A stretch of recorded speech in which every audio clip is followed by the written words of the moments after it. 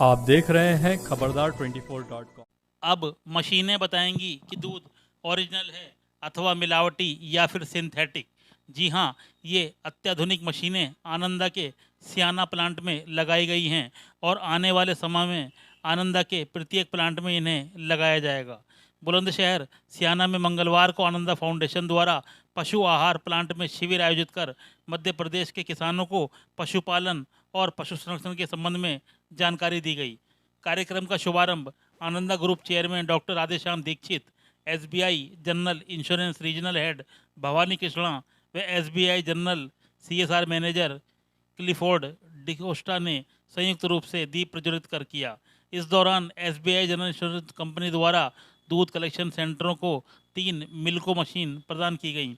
Ananda group chairman doctor Radheshyam Dixit ने कहा कि शिविर के माध्यम से मध्य प्रदेश के किसानों व ग्राम सखियों को आत्मनिर्भर बनाकर आय में वृद्धि के प्रति प्रशिक्षित किया गया है। इस दौरान कई किसान मौजूद रहे। चेयरमैन ने कैटल फीड प्लांट और गौशाला का विजिट भी कराया। आइए आपको भी लेकर चलते हैं आनंदा के सियाना स्थित प्लांट में और मिलवाते हैं आनंदा के चेयरमैन डॉक्टर राधेश्याम दीक्षित से। खबरदार 24.com के लिए सियाना से हमारे विशेष संवाददाता अक्षित अग्रवाल की रिपोर्ट। होगा तो जब भी कभी अड़चन आए तो हमेशा जानना है कि कुछ परमात्मा अच्छा काम करने वाला है। तो जैसे बारिश होती है तो लगता है कि वो अच्छा हो रहा है। तो ये जो मशीन है ये डेनमार्क की एक कंपनी है फॉस।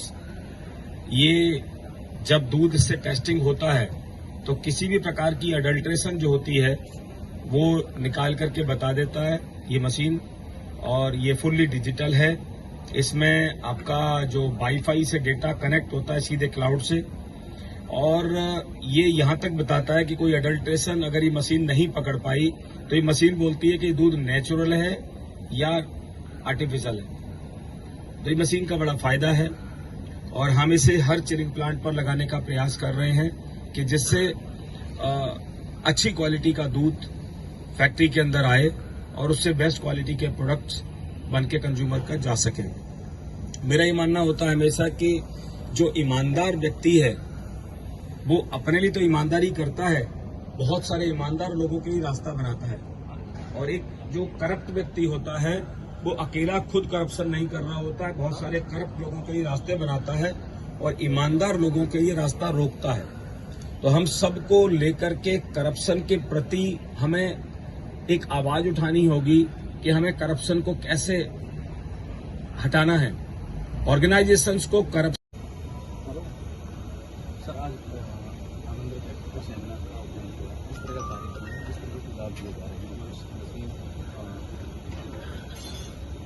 सबसे पहले मैं आज एसबीआई जनरल की तरफ से जो आज प्रोग्राम आनंदा फाउंडेशन ने जो ऑर्गेनाइज किया है, इसमें मशीन है जो डेनमार्क की मशीन है इंडी फॉस।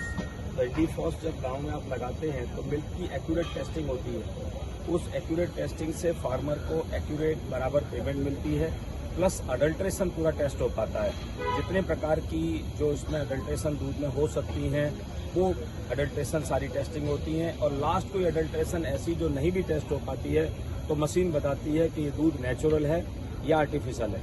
तो इस मशीन को जब से हमने उपयोग किया है इससे बहुत फायदा हुआ है, किसान को भी बड़ा बेनिफिट है। और जो दुष्ट प्रवृत्ति के लोग हैं वो निकल के आ जाते हैं सामने कि ये अडल्ट्रेटेड दूध दे रहा है। तो आज आनंदा के 36 मिल्क चिलिंग प्लांट्स हैं, उनमें से एसबीआई और आनंदा फाउंडेशन के दोनों के सहयोग से ये 3 चिलिंग प्लांटों पर लग चुकी है। और आने वाले समय में हमारी कोशिश है कि हर चिलिंग प्लांट पर ये मशीन लगाई जाए। और जो गाँव में जो टेस्टिंग के लिए मशीन लगी है उसमें भी अडल्ट्रेशन चेक होती है, लेकिन जो और ज़्यादा जब टेस्टिंग करते हैं तो उसको मिल्क चिलिंग प्लांट पर लेवल पर जाके करते हैं। फैक्ट्री पर जाकर के करते हैं तो वहाँ एक एक फैक्ट्री पर 40-40 प्रकार के टेस्ट होते हैं। तो ऐसे करके हम लोगों ने बेस बनाया हुआ है।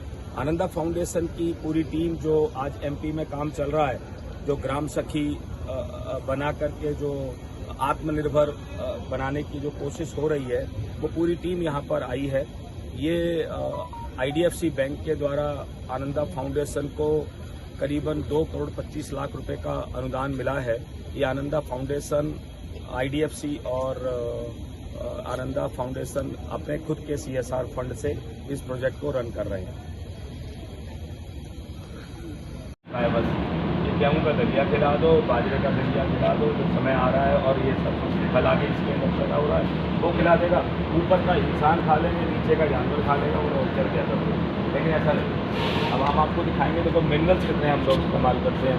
भैया मिनरल्स मुझे कौन दिखाएगा? मंडी के लोग आ गए, बोले कि हमारे पास मटेरियल है, तो मैंने दिखाओ मटेरियल क्या है।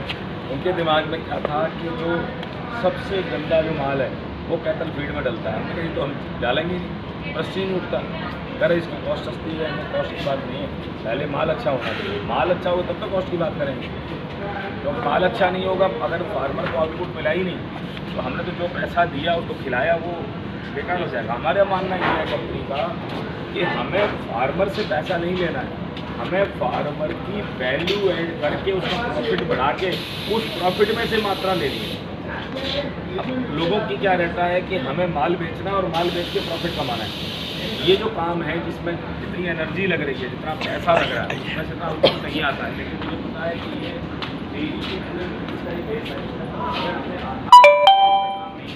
अगर पेड़ की जड़ में पानी ज़्यादा पत्ते बोलते रह गए तो पेड़ ज़्यादा दिन हरा नहीं रहेगा। तो ये अगर देखा जाए तो फार्मिंग की, अगर फार्मर की अगर कुछ आधार है, बेस है, तो कैटल है, और कैटल के आधार उसका न्यूट्रिशन है। ये क्या है? मक्का ही है।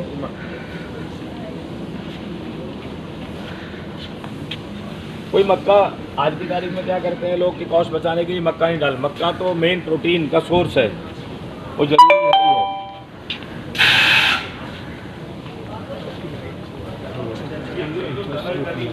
ये नहीं इसके साइड में तो